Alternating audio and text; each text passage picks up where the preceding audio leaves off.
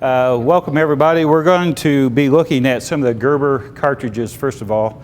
Gerber has used the same basic cartridges from the very beginning, from the beginning concept. We've added some ceramics and some washerless cartridges along the way. We're going to concentrate on the compression and the ceramics right now. In the beginning, we had the compression stem, and it is basically up and down motion, rotary. It goes more than a quarter turn, can go 360 actually. And it has a rubber seal on the end of it, sometimes commonly called as a bib washer.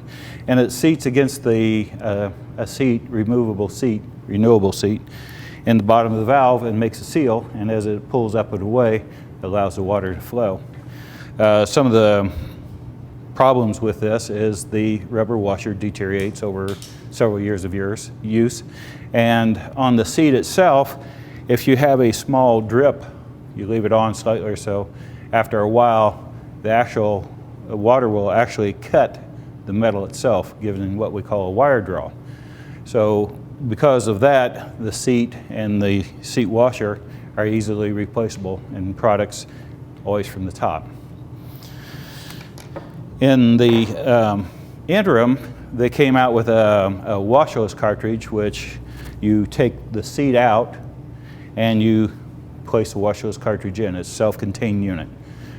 This is different than a lot of washerless cartridges in the marketplace. The valve body does not have to change. It's still, you can take the cartridge out, the compression cartridge out, and it still will work. And then along came the ceramic cartridge, which is basically a washerless cartridge as well. Only instead of rubber and plastic components, we use ceramic disc to control the water flow. Withstands a little bit better of the debris that can be in water, such as grit and rust and particles that water picks up. So it's just a little bit more durable version of the washerless cartridge. Again, it can be placed in the same cavity as a washerless or a compression cartridge can. That's throughout the whole Gerber line from about 1972 forward.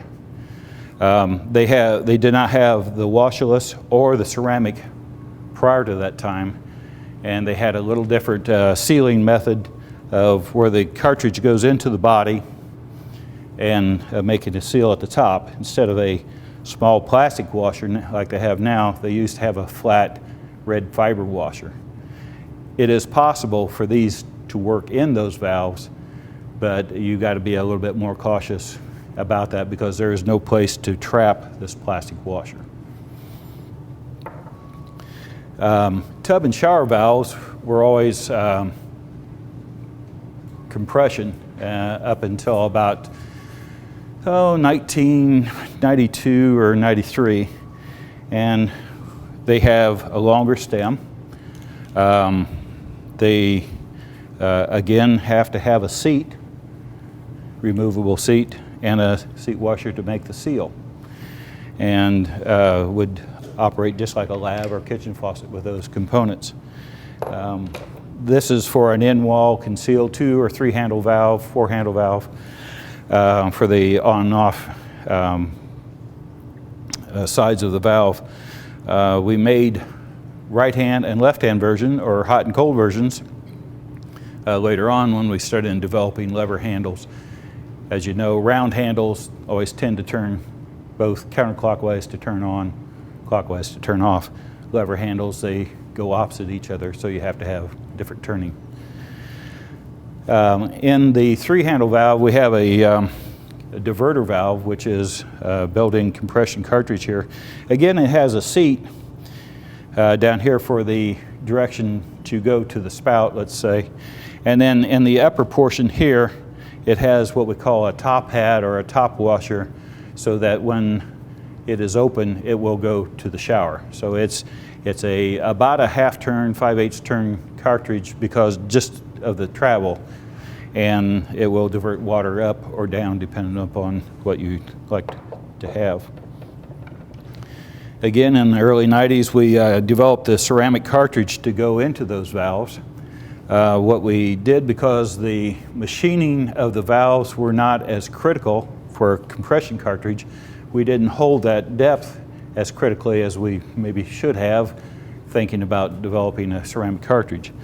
So we tried to develop the ceramic cartridge so that we'll retrofit back some of the early years and stuff. We cannot guarantee it anything prior to 1990, but most oftentimes it will work. With the advent of our hard water series and our classic brand, we came up with a single handle ceramic cartridge as well. And this is the second generation of that cartridge. The previous supplier was more expensive, so we went to a less expensive supplier. Plus we now have a limit stop on the valve on the cartridge that will limit the travel into the hot water position. The reason for that, some daycare centers use this for lavatory faucets, kitchen faucets where children might use it. And it's also utilized in our tub and shower valves for our classic line, for our hard water line. We can put the hot limit stop there. As you know, there's a law for that. And that's just a quick synopsis of our cartridges. I do want to back up though just a second and say that we have a Roman tub cartridge. As you can see, it's very close to the ceramic lav and things, but it's a little different in height, a little different in diameter, and it has a larger amount of flow because of Roman tub fillers you want to fill quicker.